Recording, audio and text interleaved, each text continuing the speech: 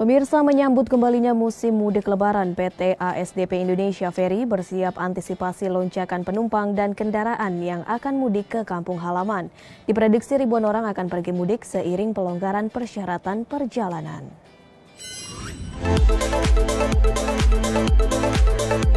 PT ASDP Indonesia Ferry tengah bersiap menyambut mudik lebaran tahun 2022.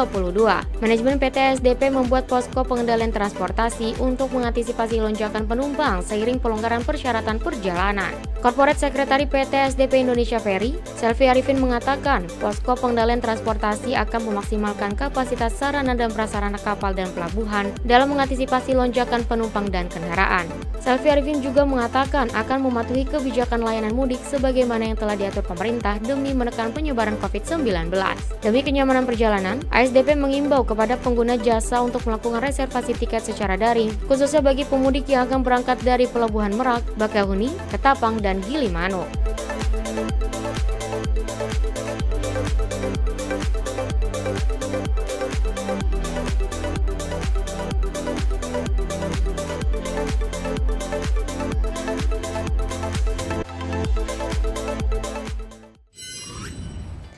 Mencegah terjadinya penumpukan di ruas jalan dan Pelabuhan Merak, Kakor Lantas Polri menghapus penyekatan kendaraan selama mudik Lebaran 2022.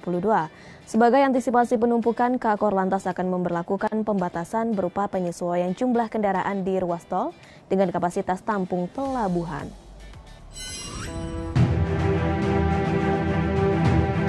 Menjelang bulan puasa dan mudik Lebaran tahun ini, dipastikan tidak ada penyekatan di Pelabuhan Merak.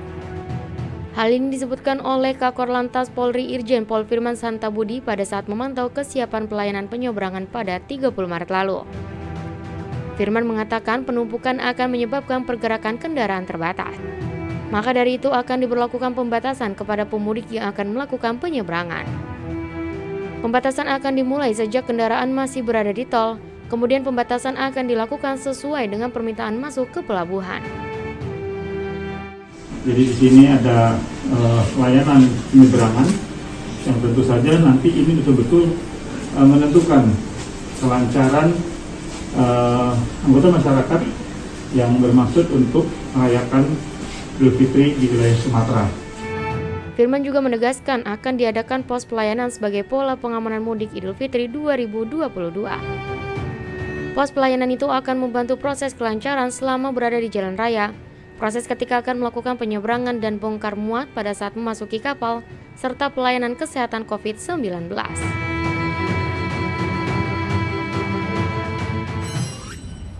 Guna mendorong ekonomi kreatif, Kementerian Luar Negeri menggandeng berbagai stakeholder ekonomi kreatif baik tingkat nasional maupun global. Agenda ini diharapkan menjadi langkah awal untuk kebangkitan ekonomi kreatif Indonesia. Kementerian Luar Negeri terus mempromosikan potensi ekonomi kreatif Indonesia di ranah internasional, melanjutkan keberhasilan penyelenggaraan berbagai aktivitas dalam kerangka International Year of Creative Economy for Sustainable Development tahun 2021 yang diinisiasi Indonesia. Kemlu telah menggandeng berbagai pemangku kepentingan ekonomi kreatif dalam suatu diskusi publik secara virtual pada tanggal 30 Maret 2022 dengan tajuk Refleksi dan Pengembangan Kerjasama Ekonomi Kreatif. Hal ini bertujuan untuk merumuskan strategi pengembangan kerjasama dan promosi potensi ekonomi kreatif nasional di ranah global, khususnya berpedoman pada identifikasi kebutuhan domestik. Kegiatan tersebut juga menjadi langkah awal brainstorming mengenai rencana kegiatan internasional terkait ekonomi kreatif yang digagas oleh Indonesia. Bahwa selain yang dilakukan saat pandemi adalah pada saat kita menyiapkan sejak tahun 2018 langkah-langkah untuk menjadikan industri dan ekonomi kreatif sebagai agenda global, multilateral, dan internasional. Selain itu, turut hadir pembicara dari perwakilan organisasi internasional terkait, yaitu UNCTAD, UNIDO, UNESCO, WIPO, dan UN Women. Melalui 132 perwakilan Republik Indonesia di luar negeri, Kemlu akan terus memfasilitasi peningkatan kiprah pelaku ekonomi kreatif Indonesia di ranah internasional, misalnya melalui bisnis matching, pameran, dan pelatihan. Presiden Joko Widodo menerima kunjungan Perdana Menteri Papua Nugini James Marape di Istana Kepresidenan Bogor. Pertemuan kedua negara membahas peningkatan ekonomi dari sektor perdagangan.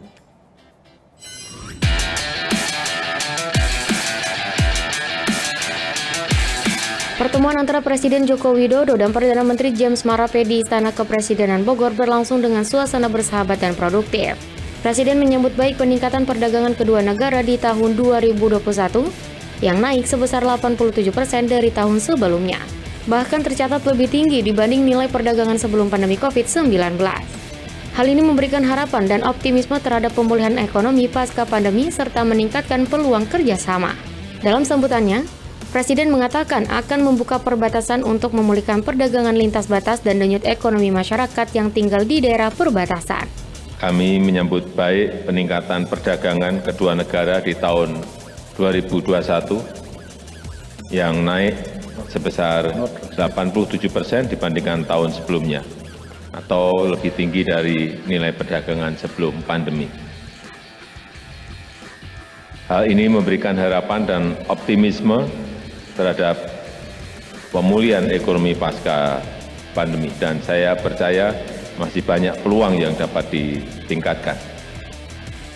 Untuk itu, Indonesia juga siap membuka kembali perbatasan dengan Papua Nugini untuk memulihkan perdagangan lintas batas dan denyut ekonomi masyarakat yang tinggal di daerah perbatasan.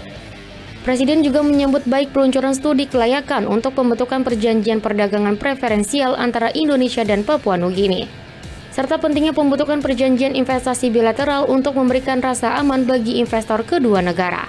Sementara itu, Perdana Menteri James Marape menyampaikan terima kasih kepada Presiden Joko Widodo beserta Ibu Iriana dan para Menteri Kabinet Indonesia Maju yang telah menyambut kunjungannya. Baginya Indonesia bukan hanya sekedar teman, melainkan sebagai saudara. President Widodo, let me say thank you again through this public press to yourself, your good wife, as well as your cabinet, your minister, your government for accepting me and Rachel and my ministers and my delegation at short notice to come to visit you in your lovely country. And in your capital, Jakarta, as well as in your palace here.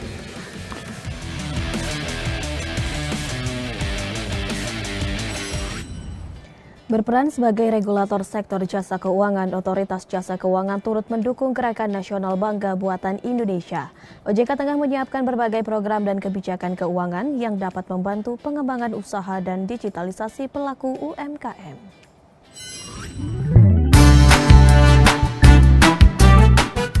OJK sebagai regulator di sektor jasa keuangan bersama dengan Lembaga Jasa Keuangan berkomitmen mendukung pelaksanaan Gerakan Nasional Bangga Buatan Indonesia.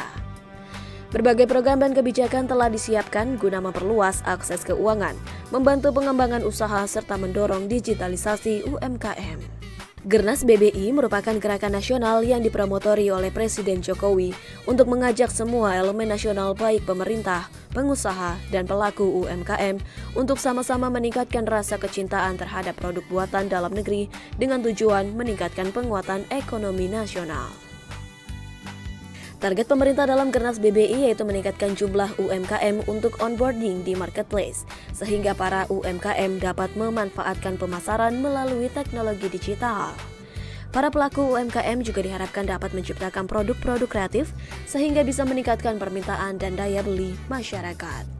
Direktur Financial Policy Group Otoritas Jasa Keuangan Gridman Rajab menjelaskan, target selanjutnya yaitu untuk mendukung perluasan pasar, akses permodalan, dan pendampingan untuk membantu UMKM. Juga untuk sisi regulator dan pemangku kebijakan, bisa meningkatkan stimulus ekonomi sehingga UMKM bisa bertahan saat pandemi, bahkan melakukan ekspor. Promotori atau diinisiasi oleh Presiden Joko Widodo yang ingin mengajak semua elemen secara nasional, baik pemerintah, pengusaha, pelaku UMKM, sektor jasa keuangan, dan semuanya untuk sama-sama bergerak untuk meningkatkan kecintaan masyarakat Indonesia terhadap produk-produk buatan dalam negeri. Pemirsa, tetaplah bersama kami karena kami akan segera menghadirkan informasi mengenai bantuan program Keluarga Harapan dari Kementerian Sosial usai jeda.